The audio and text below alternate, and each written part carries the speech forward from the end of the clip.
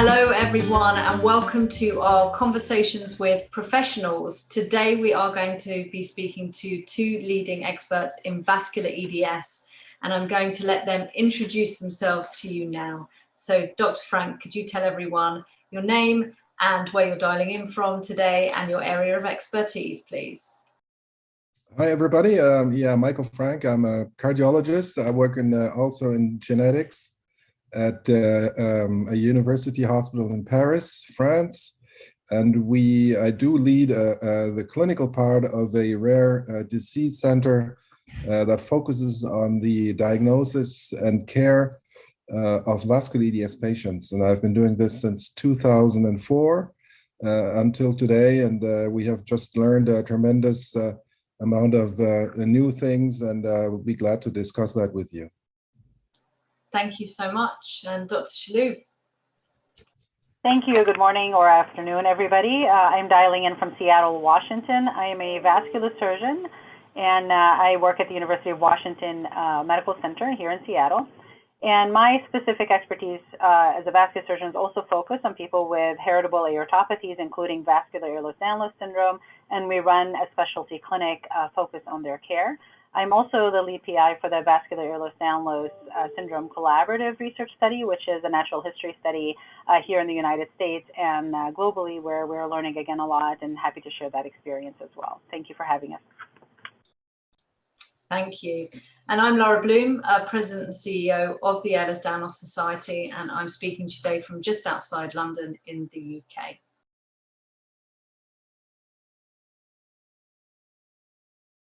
So we're going to kick off with our questions. Now, what currently is in France and the US, the current landscape for those living with vascular EDS in terms of getting a diagnosis and treatment? And Dr. Frank, we're going to come to you first, please. Well, I think in the situation we have here right now in Paris is that we have diagnosed approximately 350 patients with vascular EDS in France alone. So I guess that the network that we have built up here is working quite well. I think we still have to work on diagnosis, early diagnosis. We've had some one or two cases of patients that have been diagnosed too late in their adult age, and that has been compromising their normal health. Otherwise, we would consider vascular EDS as, or the patients that are being diagnosed have a great benefit from having a molecular diagnosis as early as possible, and do get expertise and surveillance from experts in a multidisciplinary setting. That greatly is a great improvement in the care of patients and the limitation of complications, or when they happen, to have an optimal treatment to make things go by, or a recovery as smooth and quick as possible for these patients. Thank you. Dr. Shalhub. So we have a different system. As you know, the United States is quite larger, and it's, the healthcare system is not a single healthcare system. That in and of itself poses definitely a challenge. Our approach has been to try to get as many people as diagnosed as possible and have them be seen at centers that specialize in this disease. So, for example, our University of Washington down in Texas, and Johns Hopkins, to name a few. There's a few centers around the country. But also we encourage people to create a care team locally so that they can have a local primary care provider who's interested in their disease process, and a local vascular surgeon, a local cardiologist, in order to do their surveillance and be in communication with the consulting teams that are away from home if possible. So that has been one of the things we have been working on. Dr. Peter Byers actually proposed this idea of care teams a long time ago, and now we have been pushing for that as a group as well. Thank you.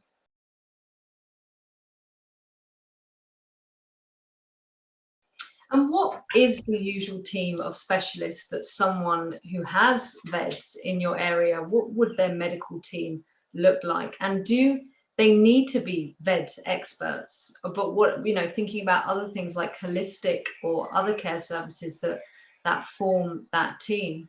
Dr. Frank, could you tell us about that from a French perspective? Well, I think the basic team for follow-up vEDS patients would be a clinical geneticist at first. Then you would have to have an expert in cardiology, specialist, or in vascular medicine, wherever that exists. And then a vascular surgeon or interventional radiologist. I think both are very important because they're complementary when needed. Then you can add some psychological support, which we offer systematically to our patients when it's necessary, primarily at diagnosis.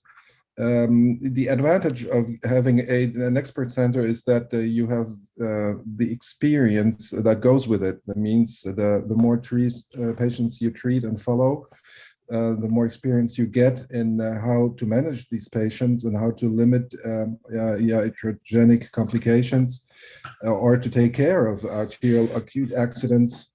And if you have a team that doesn't have that expertise, of course, people are highly trained and very reliable physicians, but I think they always should think of maybe taking an advice at a center, maybe to collaborate as much as possible to make the best care decisions for the patients. Thank you. Dr. Shalhub. I agree with what Michael is saying. Our team, at the consulting center, our team is the clinical geneticist, the genetic counselor who can also provide quite a bit of counseling, the vascular surgeon. In our program, we don't have vascular medicine specialists, we have vascular surgeons, but there are other centers that have vascular medicine, so when they're available, there's definitely that expertise as well. Our interventional radiologists are, we have a different scope of practice in the United States compared to France, for example. So vascular surgeons do a lot of the endovascular work here. Occasionally, though, if it's a small artery, like if there's something where we need joint cases, we will definitely bring in our colleagues from interventional radiology. So that's what we have locally in our own center, and that's the center where we have the experience. Now, in order to support outside hospitals, what we also do is we encourage patients to establish this relationship with us, but also have, as I mentioned, their local care team. And certainly if it's an emergency or if they're not able to transfer during an emergency, we are available to consult with the other teams. And to what Michael had said, people are trained and they know what to do, but it is worthwhile to understand like what we do on a normal basis may have to be modified to accommodate the diagnosis in order to have a successful outcome. And we have quite a few examples in the last couple of years where this is how our patients have been managed in emergency type settings with really good outcomes by collaborating with different centers. That way they can have the care available locally if they're unable to transfer. So I think that's an ideal model, at least in the United States, and so far it seems to be working well.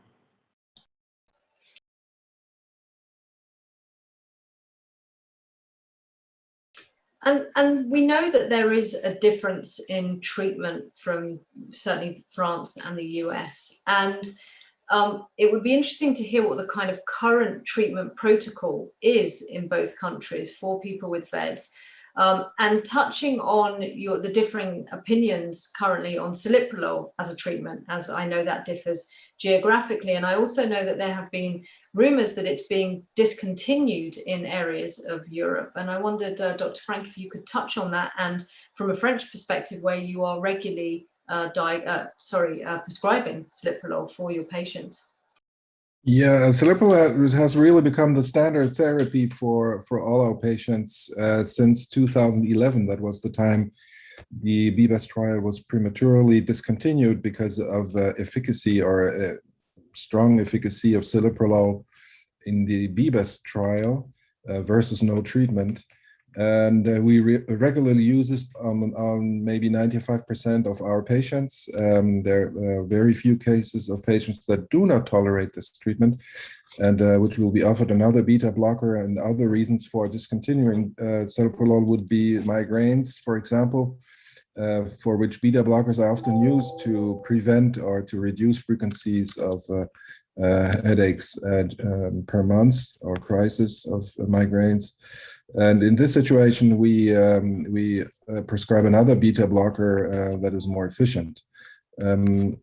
We also tend to use for patients with renal vascular hypertension ARBs or ICAs in these patients specifically in addition or on top of celiprolol, which is quite common, and this happens quite often since patients are liable to get renal infarction from renal artery dissection.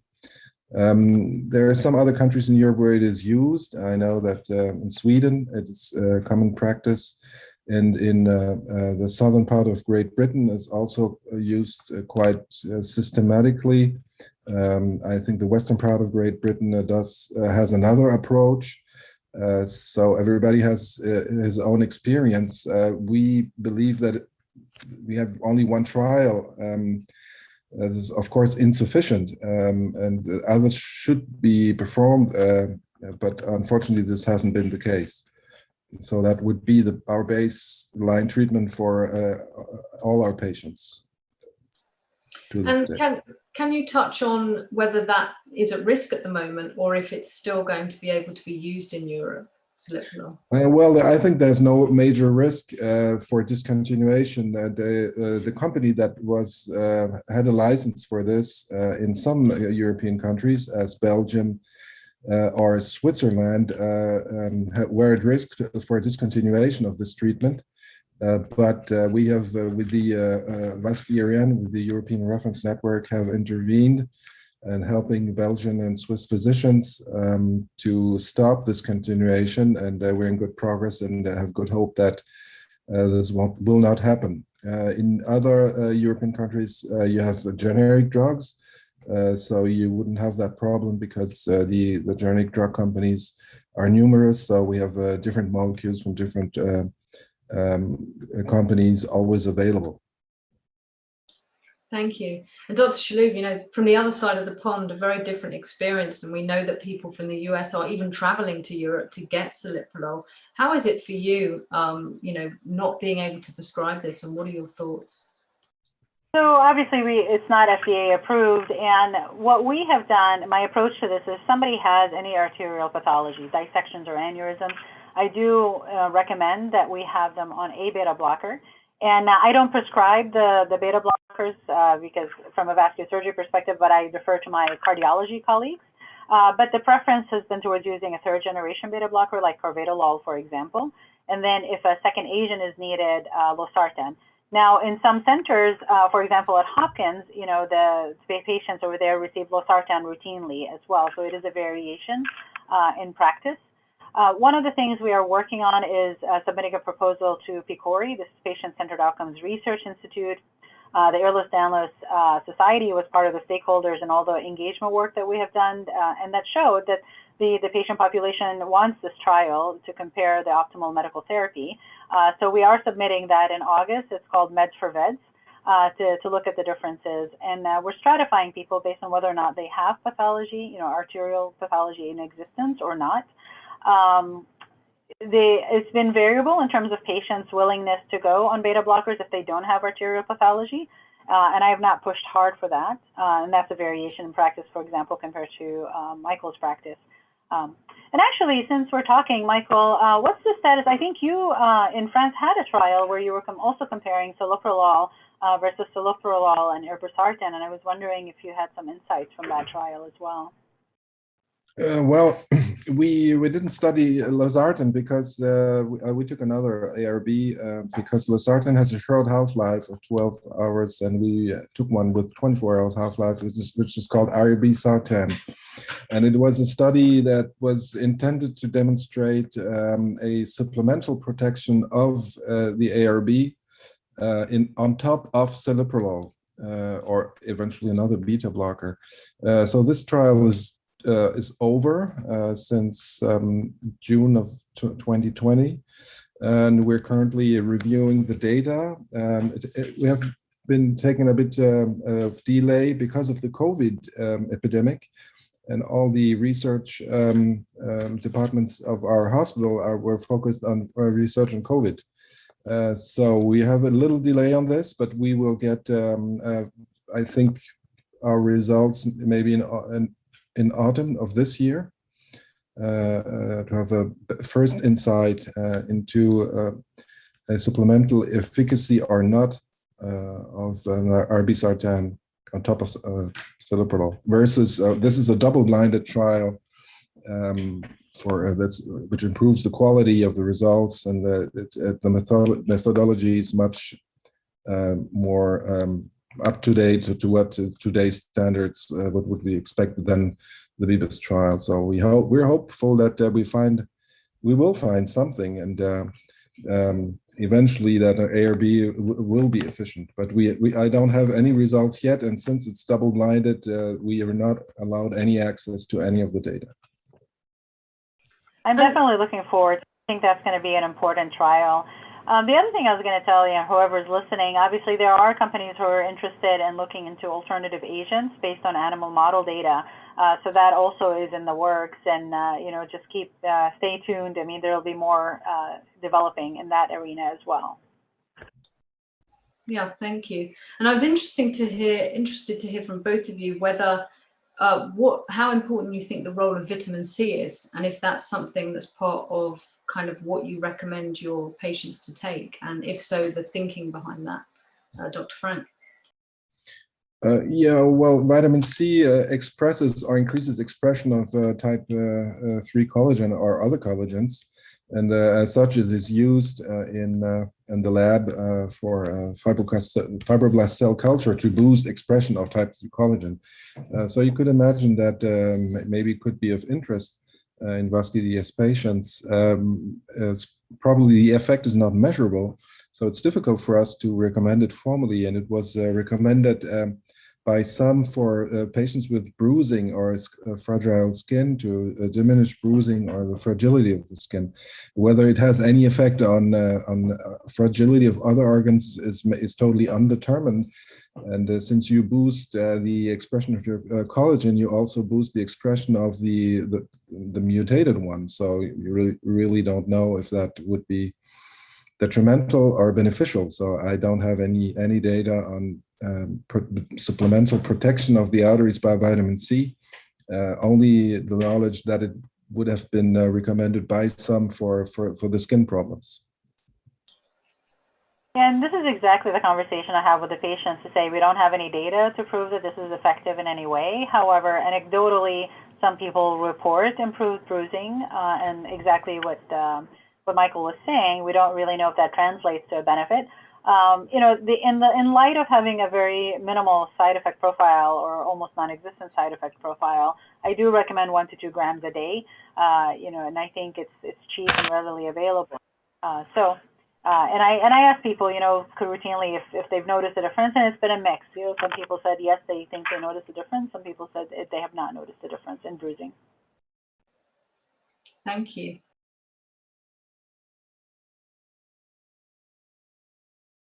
And we've talked about, of course, the very important physical side of things, but when being diagnosed with any chronic condition, not least of all vascular EDS, you have to also think about the mental health approach. And so in both your different centers, what emotional and mental health support do you think should be offered to those people who are diagnosed? Dr. Frank? I think the most crucial moment is the moment of the molecular diagnosis, because it will change a lot of things in the lives of patients. So I think that psychological support is very, very important at this stage for adult patients as well as children. In our center for the family screening for children under teenagers or maybe sometimes earlier, we do have several consultations or outpatient visits before even starting to take the sample for the genetic testing, just to make sure that that the child is participating and that we're doing it at the right moment. And so we would discuss this with the child and with the parents of the child in order to make things as smooth as possible. Of course, you would have some patients that don't need any psychological support, which everybody has his own defenses or defense mechanisms, but some others really need that, and what they really need is the feeling or the certainty to know that they're not being left alone with the diagnosis, of this nature, and that there is always somebody that will be there for them, and which we try to do as good as possible. Thank you. Yeah, that's a very, very good point, Lara. And we try this is important to address the psychological support that is needed with these diagnoses. In our practices, most of my patients come to me, they've already had a diagnosis. So the genetic counselors and the geneticists would have provided the initial breaking of the news, if you will, to them. But I do encourage them to seek counseling if that is needed. The other thing that we talk about a lot during our visit, because we schedule an hour visit for the first time when I meet them, is we also talk about the community, whether it's through the Ehlers-Danlos Society or through the vEDS movement. I provide them with this information to reach out, and also peer-to-peer support via there's multiple groups on Facebook where people can connect with other folks. And there's variation in the extent of support that people need, just like Michael said. Some people really want to be very involved in the community and feel that they are part of this support. And some people need more time to process this independently. So everybody's a little bit different. But I think, it's important to recognize that the mental health and well-being and just overall sense of wellness is something that we have to talk about when we take care of these folks. Yep.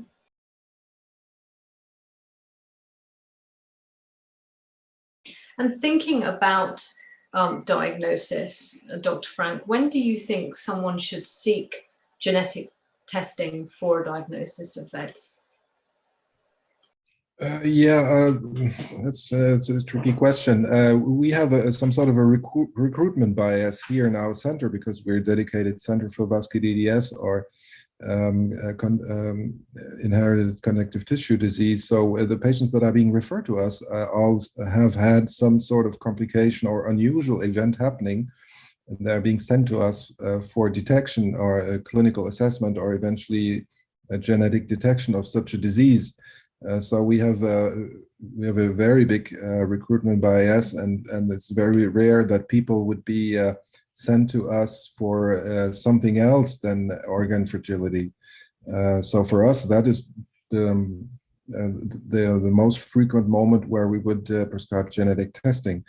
There's another situation where you would consider genetic testing would be the screening of affected of children of one affected parent with vascular EDS. And I think that their differences are cultural or legal differences from country to country. And I know that we here in France, we do not detect or diagnose molecularly underage children or children that are less than 12 years of age, unless they do have an acute organ accident or a situation where you absolutely need to know that they do have a diagnosis, and we would rather do the molecular diagnosis in the early years of the teenage years and then start treatment before any symptom occurs if the child is being diagnosed this way. And I think in many other countries, this is different, where you would diagnose babies at birth or even children, toddlers, or so I don't have any experience on that specifically. Thank you. And Dr. Shalhub, in your experience, what signs indicate the need to seek emergency care when living with vEDS? So, I mean, emergency care is really easy to recognize, right? Severe pain or severe discomfort in any part of the body should also alert everybody that there's something emergent happening. So, for example, one of the complications is pneumothorax, and so that usually would present with chest pain and shortness of breath, for example. If it's intestinal perforation, it would be abdominal pain, which tends to be sudden in nature and needs attention. And, if it's arterial, the way arteries manifest is either they have thrombosis, meaning blockage of the artery. That's usually in the setting of a dissection. That's a tear of the inner liner of the artery. Or they can be rupture because an artery is dilated or an aneurysmal and ruptures. Or even if it has a dissection, sometimes it can rupture at the time of the dissection. Either way, both of those present with pain in the area corresponding to where this artery is located. Other manifestations like like CCFs, carotid cavernous fistulas, will present with headaches, for example, as well as eye pain, and sometimes the eye can bulge or have some paralysis in the eye movement itself. So again, that should trigger attention to present immediately to the emergency room. Thank you. And Dr. Frank, if someone's had their diagnosis of vascular EDS, what is the usual screening tests that are recommended for someone to then have? Well, there is no absolute recommendation, no international standard for doing this, but what is very commonly done, at least we do it here in most European countries, would be a panarterial assessment, like screening of the head and neck arteries, of the thoracic aorta, abdominal aorta and its branches, and the lower limbs. We wouldn't screen the upper limbs unless the patient is symptomatic. At this point, we also would prescribe an echocardiography for assessment of heart valves, and that would be mainly, in addition to that, duplex ultrasound of the head and neck and the limbs. So we have a double check on arteries of medium size with a duplex ultrasound and either MRA or CAT scan. We have here a public health system that does not influence the choice of examinations we prescribe. I think in Great Britain it's the same. The physician ultimately decides what type of examinations you perform. I guess that in the United States, it's not always the physician that has the freedom to decide what type of examination is being done in his patients, but maybe Sherene can tell us more about that. So we, when we first meet somebody, we do ask, for imaging from head to pelvis. And then sometimes we supplement that with peripheral arteries, for example, look at the popliteal arteries. I do prefer CT or MR in the beginning as a first run through to look at everything. And if everything looks normal, then I do preferentially like duplex ultrasounds. They do take longer to perform the studies, but it avoids radiation and it avoids a costly study. Usually the imaging is quite good with duplex ultrasound, but sometimes we have to do supplemental imaging. The insurance, what Michael was mentioning, some insurance companies will deny the surveillance in the beginning, but we have been very successful in, petitioning that and asking, we have data to say that, we think surveillance makes a difference. Knowing if there's an underlying pathology allows us to offer proper treatment. So then it's a good argument to make in order to get the insurance companies to approve those studies. Thank you.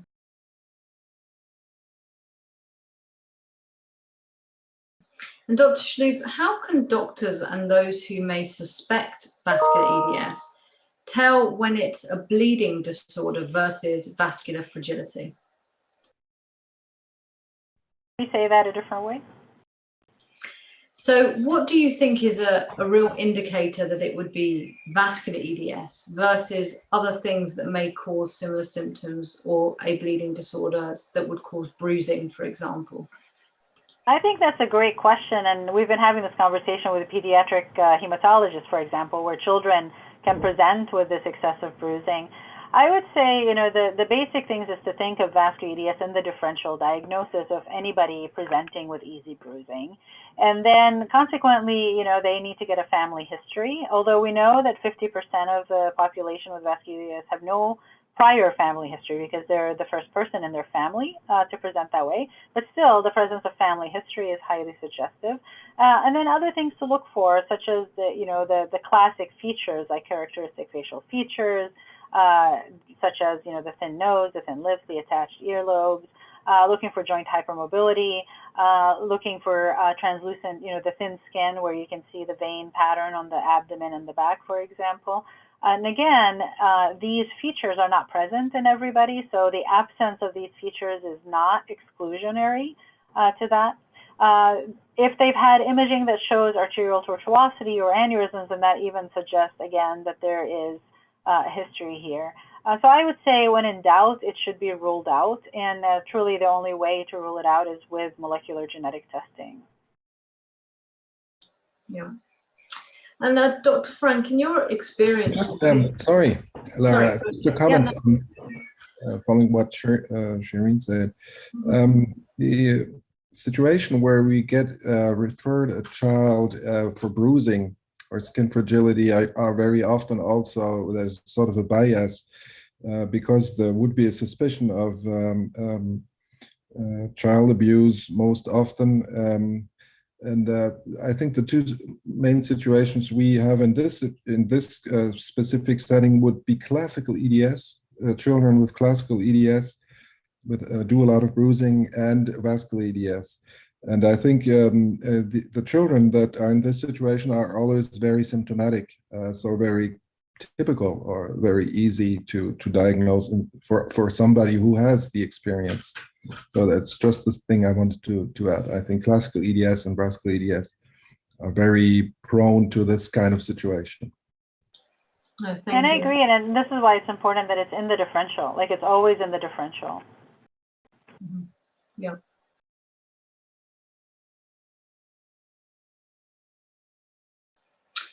And a question for you both, because this may actually differ from the two different places. Are there medications to avoid? Start with you, Dr. Shalhub.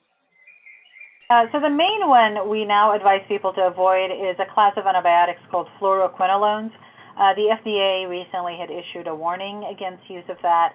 We have known for a long time that fluoroquinolones, such as examples are ciprofloxacin, levofloxacin, they end with oxacin. They are associated with tendon rupture.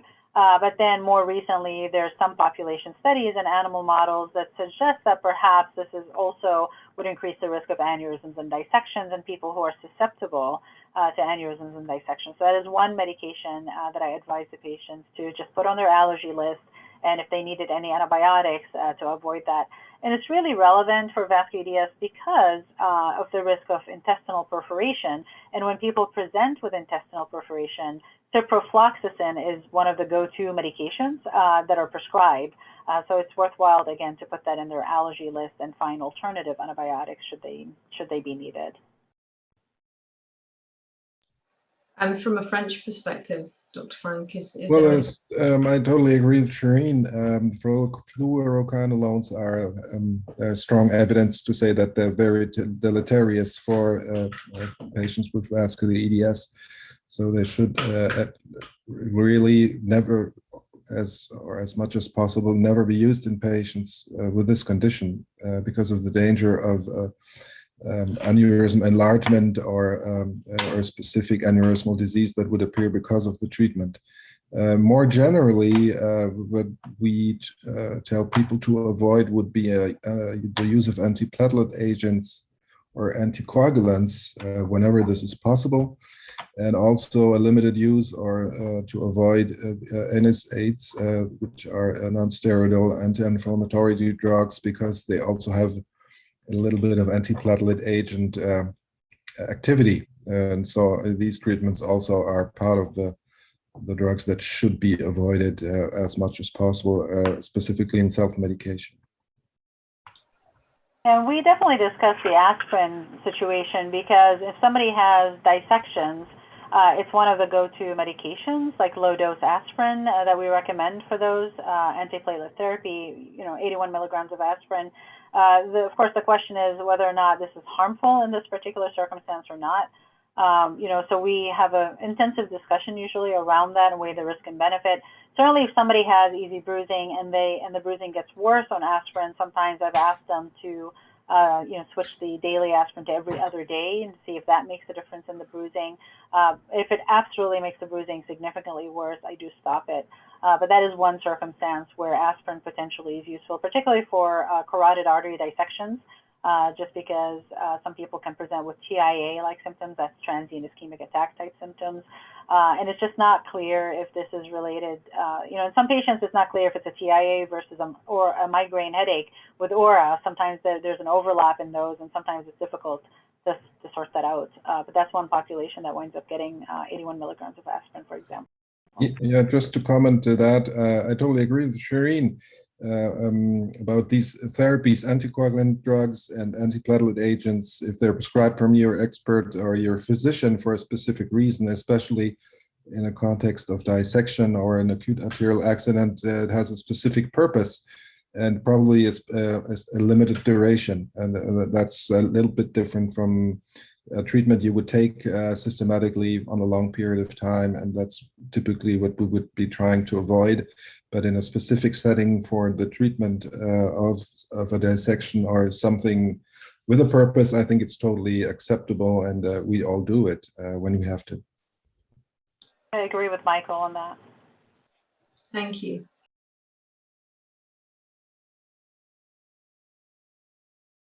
And again, looking at both of your experiences, we know that there's an ideal, and then we know that there's a reality. So the ideal is that you would have your team locally to you, you would have access to a vascular surgeon. But what about when that's not possible? So if someone doesn't have any vEDS experts, for example, a vascular surgeon locally, what should they do? What is the advice that you give coming from a comparatively a small country to a really large country? Dr. Shalhub.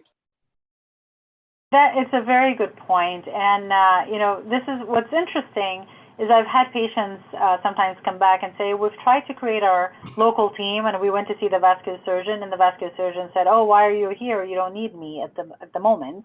And they say, oh, but you know, we were advised by all these webinars like today to set up our you know, healthcare team. And I still think it's a good idea to establish a relationship with a local vascular surgeon.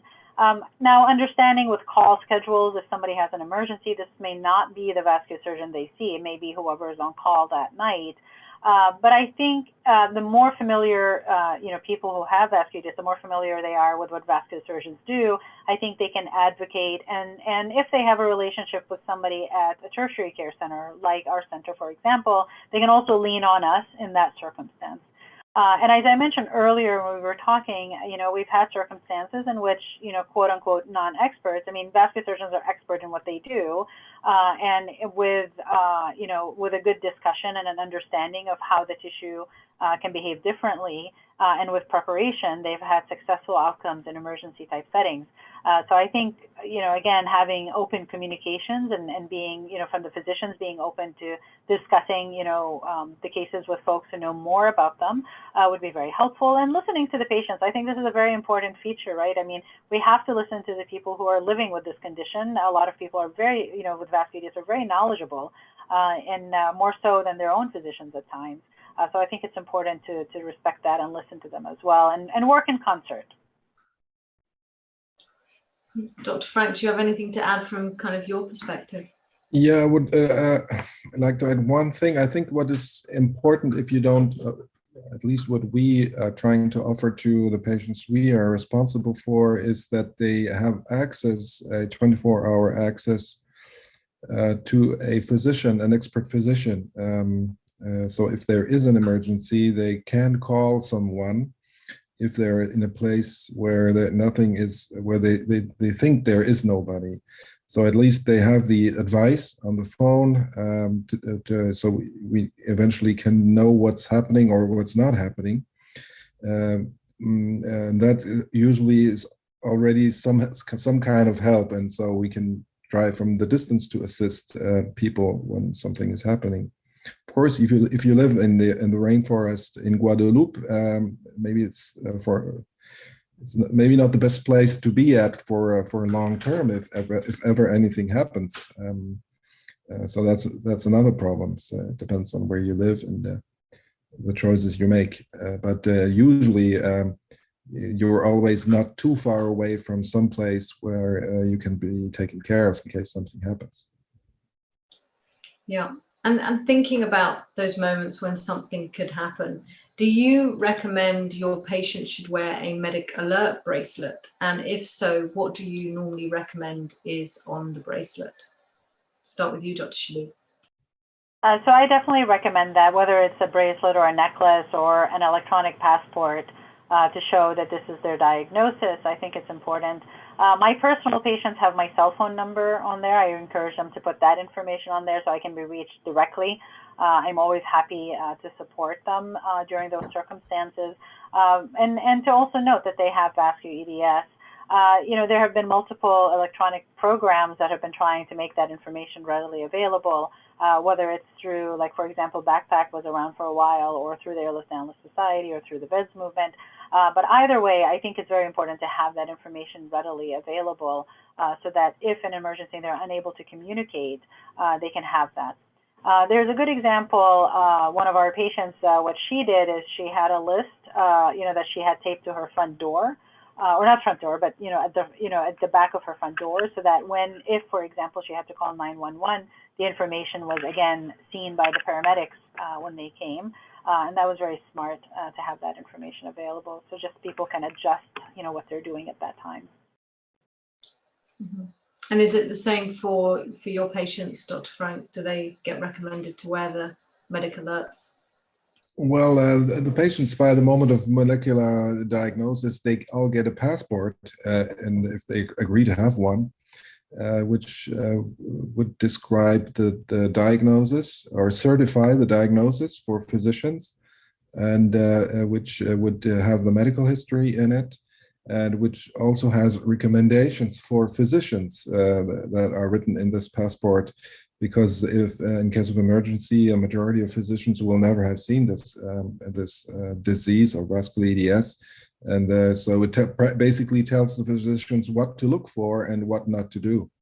And so all our patients have that, and we have made versions for several European countries of this. I know Great Britain also has one. I don't know if everybody's using it in Great Britain, but I think it has become common or standard practice in all those countries that are regularly collaborating to share this kind of information. And the passport, I think it's a baseline, kind of a baseline everybody has accepted, and that is quite widespread. And this is something we're actively working on in the United States. So, for example, in the electronic medical records, we try to encourage patients to put in an alert to say that they have this diagnosis, for example. I think the other component of this is frequently what I've heard from patients is sometimes they'll say, I have vascular EDS, and then in the emergency room, they'll say, oh, we're very familiar with EDS. So I've coached them to say, no, this is not EDS, which is more common. This is the rare form, vascular Ehlers-Danlos syndrome. So we try to coach them to help also coach the emergency room to say, here are the things we are concerned about: rupture, pneumothorax, intestinal malperfusion.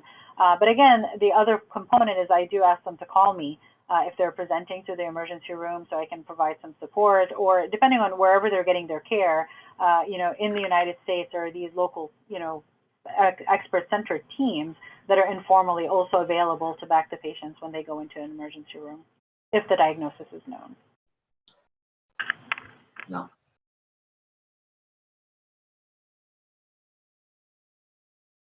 And Dr. Shalhub, are there any activities that those with vEDS should avoid to prevent dissections and organ ruptures? That's a great question, because that's always the million-dollar question, like how much can they do? I recommend avoiding contact sports, for example, as well as things that will lead to sudden, stopping, like bungee jumping, or, for example, boxing. These are exercises that are very jarring to the body, so we'd recommend avoiding those. I do recommend moderate exercise, so daily walking, swimming. You want to keep overall cardiovascular fitness. I base that on limited animal model data looking at Marfan syndrome mice, not vascular EDS specifically, but in the Marfan mice, moderate exercise is associated with better integrity of the aortic tissue. So again, I think moderate exercise is beneficial and therefore encourage that, but try to avoid avoiding contact sports and things that lead to rapid deceleration. Mm-hmm. Mm-hmm.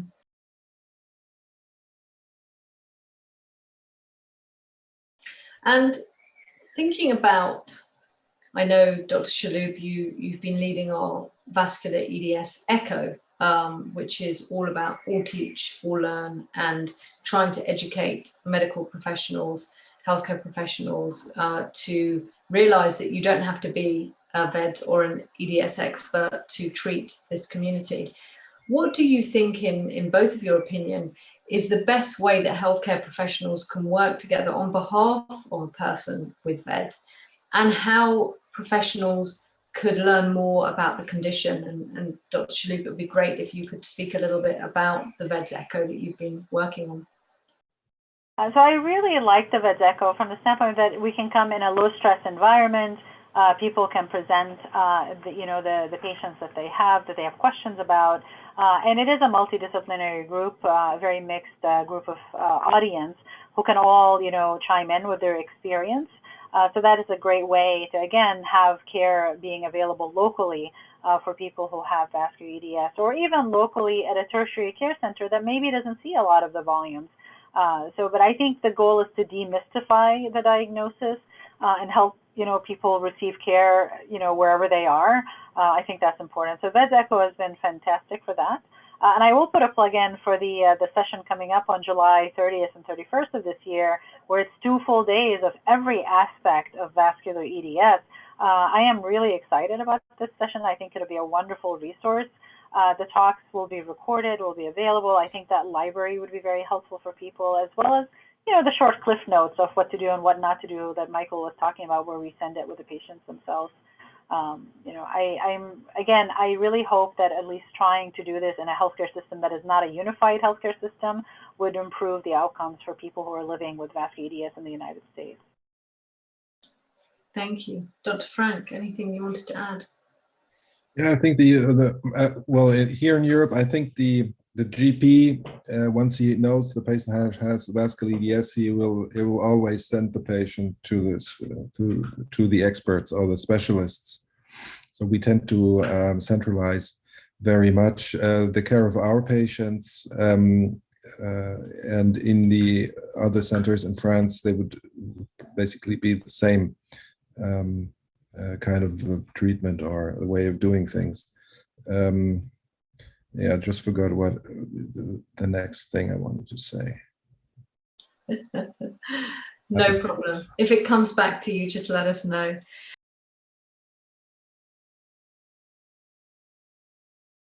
As we draw to a close, and both of you worked so hard for and with the vascular EDS patient community, knowing what the landscape is and thinking about what you would like the landscape to be, what is your one genie wish, if you could have it, for the vascular EDS community? Dr. Frank, we'll start with you. I think a lot of things have changed since I've begun to get interested in vascular EDS in 2004. I think the diagnosis has much improved, the care has much improved. A lot of things are being done to improve the outcomes. Mortality is going down, and I have pretty much personally the feeling that with the management that we offer these patients is that vascular EDS is more and more getting like a chronic ambulatory disease, which can be managed or is being mostly controlled.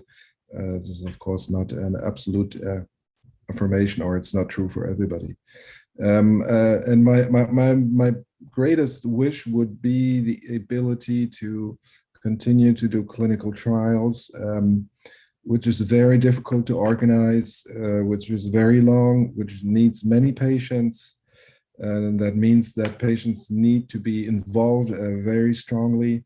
And that's also very difficult. And that would be my greatest wish, to be able to, for all the patient community, to continue to organize clinical research and clinical trials, which ultimately, in the example of the vEDS trial, shows well the limits you have with one trial, and the necessity that we always have all the time to continue clinical research, and that people need to stay involved in these trials and need to participate. Dr. Shalhub.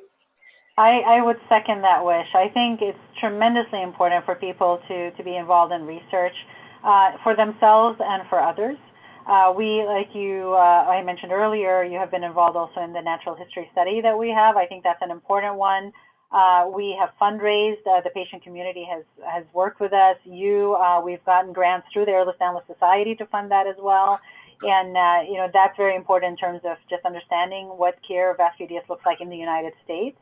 But also, the Meds for vEDS trial coming up in August, we're hoping that people will be, again, interested in enrolling. And exactly, the experience in France has been a role model for us in a way because it's been centralized there, and we're trying to take the successful elements and try to implement them in a different healthcare system here. But definitely more trials are needed. And the other wish that I have is that, again, to increase awareness among the vascular surgeons so that they recognize vascular EDS when they see it. In the emergency setting at 2 o'clock in the morning when a consultation comes, or if there's just somebody walks into their, into clinic electively, to pick up on the diagnosis as soon as possible. So the more we can diagnose people earlier, the more we can care for them, and I think that would improve their care. So that would be my other wish, sort of the vascular surgeon hat. But research is really paramount, and again, I agree, the community has come together, and I think that should continue, and I hope they can continue doing this. Fantastic. Good wishes there, and I agree with both of you. Well, thank you both so much for your time, for all you're doing for our community. We really, really appreciate everything you're doing. And thank you everyone for joining us today to learn more about vascular EDS. Thank you. Thank you, Lara. Thank you.